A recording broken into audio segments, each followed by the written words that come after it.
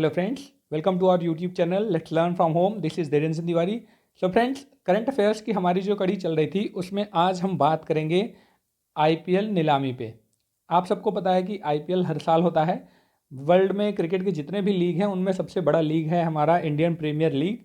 वो हर साल उसके मैचेज होते हैं और टीम बटी होती है और टीम में कुछ प्लेयर्स होते हैं। तो हमें सबको पता है कि टीम में जो प्लेयर्स लिए जाते हैं वो ऑक्शन के थ्रू लिए जाते हैं, नीलामी के थ्रू लिए जाते हैं।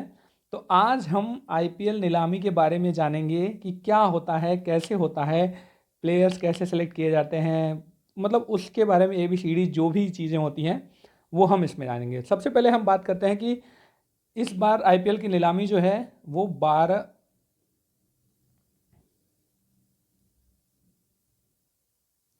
12 और 13 फरवरी बेंगलोर में किया जा रहा है। इसका मतलब है कल कल इसकी नीलामी है। और नीलामी इसलिए इम्पॉर्टेंट मानी जा रही है क्योंकि ये सबसे बड़ी, अभी तक की सबसे बड़ी नीलामी है। चूँकि हमें पता था कि 8 टीमें हर बार आईपीएल में खेलती थी, लेकिन इस बार 10 टीमें हैं जी। 2 टीमें टीमें और इस बार जुड़ रही हैं, तो हम आगे उसके बारे में बात करेंगे। ठीक है, तो हम बात करते हैं कि क्या होता है। और इस बार जो आईपीएल में हम ये भी बताएंगे कि कितनी टीमें कितने प्लेयर पार्टिसिपेट कर रहे हैं। तो इस बार मेगा ऑक्शन जो होने वाला है उसमें कुल 590 खिलाड़ियों पर बोली लगाई जाएगी। ठीक है, टोटल जो आपके प्लेयर हैं वो 590 होंगे, जिनमें से जो इंडियन हैं वो 320 हैं। ठीक है, और जो फॉरेनर हैं, जो फॉरेन प्लेयर्स हैं 270। तो टोटल इतने प्लेयर्स के ऊपर बोली लगाई जाएगी। और जो आईपीएल है, आप सबको पता है कि 2008 में इसकी शुरुआत हुई थी और ये 15वां इसका संस्करण है, मतलब कि 15th एडिशन है जो इस बार किया जा रहा है। ठीक है, तो शुरू करते हैं कि आखिर नीलामी होती कैसे है या इसमें क्या चीज़ें होती हैं। सबसे पहले ये देखिए, आप 10 टीम देख लीजिए। सबसे पहले चेन्नई है, दिल्ली है, Kolkata night Riders, Mumbai Indians, Ahmedabad. ये जो है ये नई टीम आई है, ये अहमदाबाद और लखनऊ, ये दोनों नई टीमें हैं जो इस बार आ रही हैं। चूँकि पहले ये 8 टीमें होती थी, किंग्स इलेवन पंजाब, उसके अलावा Rajasthan Royals. Kings eleven Punjab पहले था, उसका नाम बदल के पंजाब किंग्स रख दिया गया है। उसके बाद royal Challengers Bangalore, Sunrisers Hyderabad, Lucknow. ये 10 टीमें हैं जो इस बार नीलामी में पार्टिसिपेट कर रही हैं। अब हम बात करते हैं शुरू क्या होता है। तो सबसे पहले जो प्लेयर्स होते हैं उनको 3 कैटेगरी में बांट दिया जाता है। सबसे पहले कैटेगरी होती है इंडियन कैप्ड प्लेयर की। वो प्लेयर जो इंडियन हैं और इंटरनेशनल मैच खेल रहे हैं उनको कहा जाता है इंडियन कैप्ड प्लेयर। फिर इंडियन अनकैप्ड। अनकैप्ड का मतलब क्या होता है? अनकैप्ड प्लेयर वो प्लेयर होते हैं जो अपने देश के लिए अभी तक इंटरनेशनल क्रिकेट नहीं खेले हैं, अंतर्राष्ट्रीय मैच नहीं खेले होते हैं, उनको अनकैप्ड कहा जाता है। ठीक है, उसके बाद आते हैं फॉरेन प्लेयर्स, जो विदेशी खिलाड़ी होते हैं। ये तो आपको समझ में आया, 3 कैटेगरी में बांट दिया जाता है। उसके बाद उनकी सब कैटेगरी होती है कि जो तेज़ गेंदबाज है या गेंदबाज है, स्पिन है, ऑलराउंडर है या विकेट कीपर है, उसमें उनको क्लासीफाई कर दिया जाता है। अब आगे ये तो समझ में आ गया कि प्लेयर्स को इस कैटेगरी में डिवाइड कर दिया जाता है। अब हम बात करते हैं, जैसे हम नीलामी में आपने देखा होगा कि ये 12 करोड़ में बिके, कोई 10 लाख में बिक जाता है। तो बेस प्राइस एक्चुअली होती क्या है, इसके बारे में हम बात करते हैं। हमें पता है कि मान लीजिए कि कोई 12 करोड़ में बिका, तो एक्चुअल में 12 से यार उसका बेस प्राइस नहीं होगा। और कभी कभी कोई 10 लाख में बिक जाता है। तो एक बेस प्राइस होता है और आपके दिमाग में आता होगा कि एक्चुअल में बेस प्राइस तय कौन करता है या कैसे निर्धारित किया जाता है। तो सबसे पहले बेस प्राइस वो होता है कि वो उसकी मिनिमम कीमत होती है जिस पे खिलाड़ी पर बोली लगाई जाएगी। अगर किसी खिलाड़ी की बेस कीमत 1 करोड़ है तो 1 करोड़ से ही बोली लगेगी, 1 करोड़ से कम की बोली नहीं लगेगी। और सबसे इंटरेस्टिंग चीज़ ये है बेस प्राइस को लेके कि बेस प्राइस खुद वो प्लेयर ही डिसाइड करता है। जैसे अब मान लो कि इस बार अगर हम ईशान किशन की बात करते हैं। अब ईशान किशन इस बार किसी टीम में नहीं है, मतलब कि वो नीलामी में आएंगे। अब ईशान किशन अपना बेस प्राइस खुद तय करेंगे कि वो कितने के लिए जा सकते हैं। अगर उन्होंने ये तय कर दिया कि उनका बेस प्राइस 1 करोड़ है, तो उनकी बोली 1 करोड़ से ही तय होगी। अब ये अपना बेस प्राइस प्लेयर खुद तय करते हैं और उसको वो बीसीसीआई को सौंपते हैं कि भाई ये रहा मेरा बेस प्राइस, मेरी बोली इतने से शुरू होगी। अब किसी को उसमें पसंद आया नहीं पसंद आया वो अलग है, वो हम आगे बात करेंगे, ठीक है। उसके अलावा सिर्फ और सिर्फ वो बीसीसीआई को अपनी बेस प्राइस की तो वो नहीं सिर्फ सौंपते हैं, उसके साथ साथ एक एनओसी भी हर प्लेयर दिखाता है। और एनओसी होता क्या है? Non objection certificate.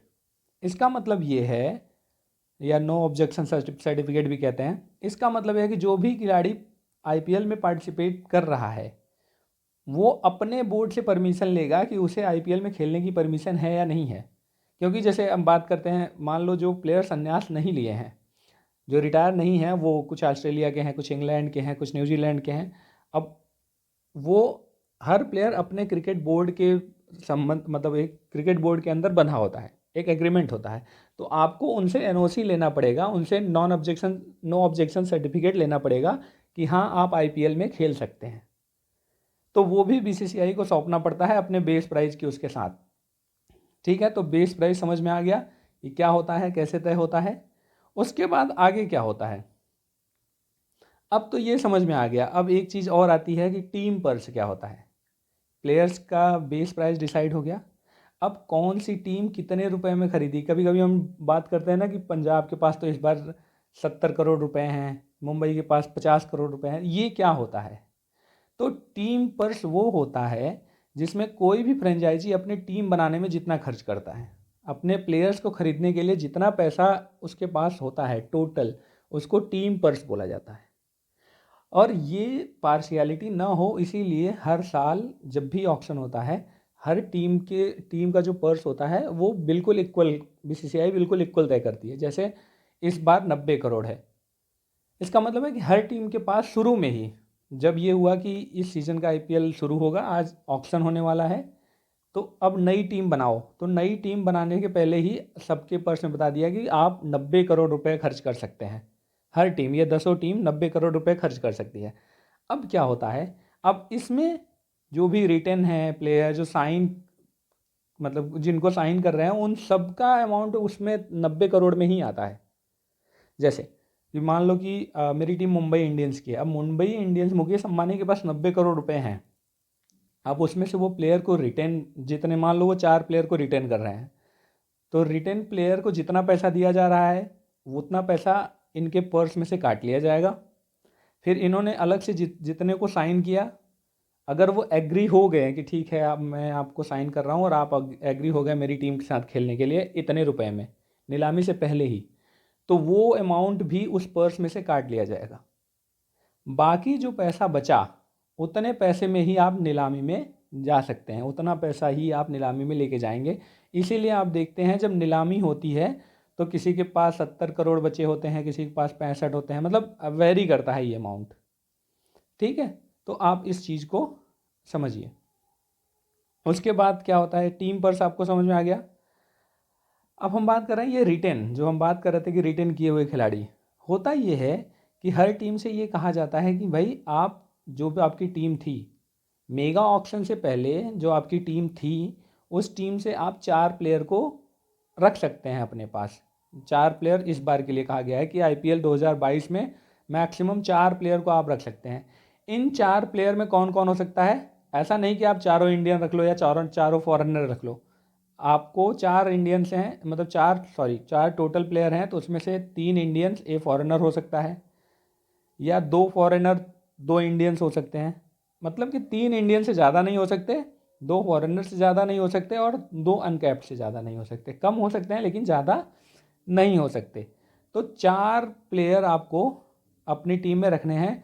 इसीलिए कभी कभी ऐसा होता है कि अच्छी टीम जैसे मुंबई इंडियंस के पास जो भी उस समय स्क्वाड थी रोहित शर्मा की लीडरशिप में, वो सब बहुत अच्छे थे, लेकिन उन्हें चाह कर भी वो रिटेन नहीं कर सकता क्योंकि उनके पास ऑप्शन ही नहीं था। तो इसीलिए मुंबई इंडियंस ने रोहित शर्मा, केरन पोलार्ड, सूर्य कुमार और जसप्रीत बुमराह, इन 4 लोगों को रिटेन किया क्योंकि 4 से ज़्यादा वो रिटेन नहीं कर सकते। तो समझ में आया गया रिटन। अब एक होता है साइन, मतलब प्लेयर्स को साइन करना। जैसे अभी आपने सुना होगा कि जो अहमदाबाद की नई टीम थी उसने हार्दिक पांड्या को कैप्टन बनाया, जो भी 12 करोड़ 10 करोड़ जो भी दिया हो, आई थिंक 12 करोड़ दिया है, तो उसे कहते हैं प्लेयर साइन करना। कि पहले उसने बात कर लिया कि ठीक है हम आपको कैप्टन बना रहे हैं, आपको इतना रुपया देंगे। अगर प्लेयर एग्री हो गया, क्योंकि प्लेयर को अपना बेस प्राइस तय करना है, अगर वो 12 करोड़ में सेटिस्फाई है कि 12 करोड़ में मैं अहमदाबाद में जा सकता हूँ, तो वो चला गया। इसका मतलब है कि अहमदाबाद ने उसे साइन कर लिया। अब ऑक्शन में से इनका नाम हटा दिया जाएगा। इसी तरह से केएल राहुल लखनऊ की टीम से आने वाले हैं, तो इस तरह से पहले ही डिसाइड हो जाता है। ठीक है, अब हम बात करते हैं नीलामी प्रक्रिया क्या होती है या कैसे होती है। तो नीलामी प्रक्रिया क्या होती है, सिंपल सी चीज़ है कि जैसे बाकी चीज़ का ऑक्शन होता है, आप बाकी चीज़ के ऑक्शन में आप देखते हैं एक प्रोडक्ट आता है, उसके बारे में ऑक्शनर जो होता है वो उसके बारे में बताता है और लोग उस पर बोली लगाते हैं।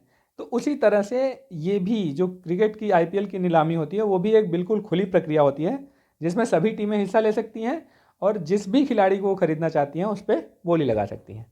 ठीक है, अब पहले क्या होता है कि जो जितनी भी टीमें हैं, जैसे ये 10 टीमें हैं, ये अपनी एक लिस्ट बनाती हैं। ये लिस्ट वो बीसीसीआई को सौंपती हैं कि मैं इस प्लेयर में या इन इन प्लेयर में इंटरेस्टेड हूँ। ठीक है, अब जरूरी नहीं है कि इसने जो लिस्ट बनाई है उसमें जो प्लेयर हैं उसके अलावा वो प्लेयर्स को नहीं खरीद सकती, बिल्कुल खरीद सकती है। पर ये लिस्ट इसलिए बनाई जाती है ताकि बीसीसीआई को आसानी हो एक ऑक्शन लिस्ट बनाने में कि इतने प्लेयर ऑक्शन में आ रहे हैं। ठीक है, जैसे कि हमने देखा ना कि जितने प्लेयर जा रहे हैं ऑक्शन में कि इस बार इतने प्लेयर 590 या जो भी है, तो वो इसी उसी आधार पर तय होता है कि इन जो भी टीम है इन्होंने जो जो प्लेयर को जिन जिन प्लेयर्स में इंटरेस्ट दिखाया होगा उसके अकॉर्डिंग बनता है। तो ऐसा नहीं है कि ये जिस प्लेयर में इंटरेस्ट मतलब नहीं दिखा रहे थे या जो लिस्ट में नहीं है उसके अलावा किसी और को नहीं खरीद सकते, बिल्कुल सब किसी को भी खरीदा जा सकता है। और जो टीमें जाती हैं ऑक्शन में वो हमेशा अपना ABCD प्लान बना के जाती हैं। जैसे ए में कि मैं पहले में ए प्लान के अनुसार होता है कि मैं इन इन प्लेयर को खरीदने वाला हूँ, लेकिन ज़रूरी नहीं है ना, हो सकता है कि दूसरी टीम भी इसी प्लेयर में इंटरेस्टेड हो, तो फिर अगर वो प्लेयर इनको नहीं मिला तो ये अपने बी लिस्ट पे काम करती हैं या बी प्लान पे काम करते हैं। इस तरह से प्लान बना के उस पर बात करती हैं। ठीक है, अब कभी कभी ऐसा होता है कि एक प्लेयर पे ये भी इंटरेस्टेड है, एक में ये भी है, एक पे ये भी है, और उसकी बेस प्राइस थी 10 लाख। सडनली क्या होता है कि ऑक्शन वॉर होने लगता है, मतलब ये तीनों प्लेयर्स तीनों टीमें इस एक ही प्लेयर पे बोली लगाने लगती हैं। इसीलिए कभी कभी हम देखते हैं कि कोई ऐसा प्लेयर होता है जो 10 लाख का है लेकिन वो 3 करोड़ 4 करोड़ में बिक जाता है। वो इसी पर्पज से होता है और इसी कारण होता है। ठीक है, तो आप ये समझ लिए कि कैसे बोली लगाई जाती है। ठीक है, अब इसमें और भी एक चीज़ होती है, जैसे मान लीजिए किसी प्लेयर ने अपनी बेस प्राइस रखी है लेकिन कोई उसमें इंटरेस्ट नहीं दिखा रहा है, तो उसको अनसोल्ड कहा जाता है कि ये प्लेयर अनसोल्ड हुआ। अब ऐसा नहीं है कि अनसोल्ड हो गया तो वो कभी नहीं बिक सकता। लास्ट में क्या होता है, अब जब आईपीएल की नीलामी जो प्रोसेस है वो ख़त्म होता है तो लास्ट में एक बार फिर से नाम आता है। हो सकता है कि कोई टीम बोल दे कि भाई उसका नाम मतलब उसको मैं लेना चाहता हूँ या कुछ भी, उनका नाम फिर से आ सकता है। और मतलब वो रैपिड राउंड टाइप का होता है कि जल्दी जल्दी नाम आता है और अगर आप लेना चाहते हैं तो उन्हें आप ले सकते हैं। उन्हें बेस प्राइस पर भी ख़रीदा जा सकता है पर उससे कम में नहीं ख़रीदा जा सकता। ठीक है, तो वो जो ऑक्शन वॉर है उसे बिडिंग वॉर भी कहते हैं, जो बहुत तेज़ी से प्राइस बढ़ने लगती है किसी प्लेयर की जब तक कि वो नहीं मानता। तो आप समझ गए। अब ऐसा होता है कि कभी कभी ऐसा भी होता है कि नीलामी के बाद भी जो अनसोल्ड प्लेयर होते हैं वो मैच के दौरान या बीच में भी, जैसे मान लो कि मुंबई इंडियंस के 2-3 प्लेयर चोटिल हो गए, ये नहीं खेल सकते, तो जो अनसोल्ड प्लेयर हैं उनमें से भी मुंबई इंडियंस उन्हें ले सकता है, इसमें कोई वो नहीं है, तो वो बाद में भी बिक सकते हैं। ठीक है, उसके बाद हम बात करते हैं, अब हम देखते हैं कि क्या ये जो टीमें जिन पे अपना इंटरेस्ट दिखा रही हैं क्या सिर्फ वही लोग होते हैं आईपीएल में। तो ऐसा होता है कि आईपीएल में प्लेयर्स अपना नाम रजिस्टर्ड कराते हैं कि भाई ऑक्शन की प्रक्रिया में मैं भी शामिल होना चाहता हूँ। तो और उनमें से जिनमें जिन पे ये इंटरेस्टेड होते हैं उनकी लिस्ट ही शॉर्ट लिस्ट किए जाते हैं। जैसे कि इस बार 1214 प्लेयर ने अपना नाम लिस्ट में रखा था या रजिस्टर्ड कराया था, लेकिन लिस्ट में सिर्फ 590 लोगों के ही नाम आए हैं जिनमें टीमें इंटरेस्टेड हैं। तो ये चीज़ें होती हैं, उनका नाम होता है। अब हम बात करते हैं RTM, जैसे राइट टू मैच कार्ड। ये बहुत अलग नहीं है, आप इसको समझिए कि कोई भी प्लेयर, जैसे मुंबई इंडियंस ने 4 को रिटेन किया, बाकी को छोड़ दिया। अब जो बाकी को छोड़ा है, क्या उनको ये खरीद सकती है ऑक्शन के समय में? बिल्कुल खरीद सकती है। उसी को कहते थे राइट टू मैच कार्ड। कहते थे इसलिए क्योंकि इस बार ये नहीं होगा। ठीक है, तो राइट टू मैच कार्ड यही होता था, पर उसके लिए ये है कि जो प्राइस तय होती थी, जो मैक्सिमम प्राइस होती थी उस प्लेयर को, वो प्राइस देना पड़ता था। ये चीज़ है। उसके बाद हम बात करते हैं मेन चीज़ की, क्या जितने पैसे में वो खरीदे जाते हैं प्लेयर, क्या उतने उनको मिलते हैं? तो सबसे पहली चीज़, अगर हम बहुत नॉर्मल वे में बोलें तो बोल देंगे हाँ, बिल्कुल, यस, उतना पैसा उन्हें मिलता है। जैसे कि मान लो कि कोई प्लेयर 3 करोड़ में ख़रीदा गया है 3 साल के लिए, तो हर सीज़न उसे 3 करोड़ दिए जाएंगे, मतलब हर साल उसे 3 करोड़ रुपए मिलेंगे। लेकिन इसमें भी और कुछ शर्तें भी होती हैं, हम उसकी बात कर लेते हैं। जैसे कि अगर खिलाड़ी पूरी सीज़न के लिए अवेलेबल है, अगर वो चाहे मैच खेले या ना खेले, उसे उसका जो पैसा है, जितने में वो खरीदा गया है, उतना मिलेगा। एक भी मैच ऐसे ना खेलो, जैसे मुंबई इंडियंस से सचिन रमेश तेंदुलकर को 10 लाख रुपये, सॉरी सचिन कह रहा हूँ, अर्जुन तेंदुलकर को 10 लाख के बेस प्राइस में खरीदा था। अर्जुन तेंदुलकर एक भी मैच नहीं खेले थे, पर उन्हें पूरा का पूरा 10 लाख रुपया मिलेगा। ठीक है, लेकिन अगर मान लो सीजन शुरू हुआ, उसके पहले ही कोई प्लेयर चोट की वजह से बाहर हो जाता है, तो टीम को कोई पैसा नहीं देना पड़ता। ठीक है, एक तो ये हो गया। अब देखिए, अगर मान लो कि कोई प्लेयर ऐसा है कि बीच में अनफिट था, सॉरी शुरू में अनफिट था या बीच में फिट हो गया, या शुरू में फिट था बीच में अनफिट हो गया, तो क्या होता है कि 10% जो रिटर्नरशिप होता है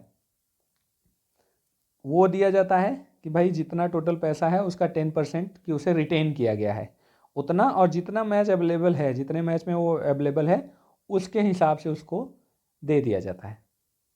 ठीक है, जैसे कि मान लो कोई 50% के मैचों में वो अवेलेबल था, 50 में नहीं था, तो 50%, और वो 5 करोड़ में बिका है, तो उसका 50% उसे 2.5 करोड़ प्लस इसका 10% भी उसे दिया जाएगा। तो इस हिसाब से वो अपना टीमें देख लेती हैं कि किसको कितना देना है। ठीक है, एक तो अब ये सिचुएशन होती है। दूसरा सिचुएशन क्या होता है, एक और ये सिचुएशन होती है कि अगर कोई टीम सीरीज के बीच में खिलाड़ी को रिलीज करना चाहता है कि भाई तुम अच्छा नहीं कर रहे हो, मैं तुम्हें छोड़ना चाहता हूँ, तो वो उसको पूरा पैसा देगी। वो जो प्लेयर है वो पूरा पैसा का हकदार होता है। ठीक है, ये समझ में आया? पर और एक जो लास्ट शर्त है वो बहुत इंपॉर्टेंट है कि अगर बिटवीन द सीजन कोई प्लेयर चोटिल हो जाता है, मतलब आईपीएल चल रहा है और कोई प्लेयर से चोटिल हो गया या कुछ हो गया, तो उसका पूरा खर्चा टीम उठाती है। मतलब जो भी मेडिकल खर्च आता है वो पूरा टीम उठाती है। तो ये हम बात कर रहे थे आईपीएल की, ये आईपीएल में नीलामी कैसे होती है। तो हम यहाँ थोड़ा सा देख लेते हैं कि सबसे महंगे बिकने वाले प्लेयर कौन कौन से थे। तो अभी तक 2021 पिछले साल क्रिस मॉरिस बिके थे, जो 16.25 करोड़ में बिके थे। देन उसके बाद हैं युवराज सिंह, 16 करोड़ में दिल्ली डेयर डेविल्स ने खरीदा था, 2015 की बात है। उसके बाद पैट कमिंस 15.5 करोड़ में बिके थे, केकेआर ने खरीदा था उन्हें। फिर काइल जेमिसन 15 करोड़, पिछले साल ही ये बिके थे। उसके बाद बेन स्टोक्स 14.5 करोड़ में, जिनको राइजिंग पुणे सुपर जायंट्स ने खरीदा था।